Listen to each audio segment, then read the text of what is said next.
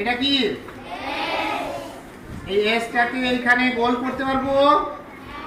তারপরে এখানে দাগ, এখানে দাগ, এখানে দাগ করব, এখানে দাগ করব। এইটাকে এইভাবে লাগিয়ে দেব। এখান থেকে রাউন্ড করে এখানে লাগাবো। তারপরে এদিকে এদিকে এইটা এই করলাম। এদিক থেকে বের করে ঢেউ খেলানো দাগ করব।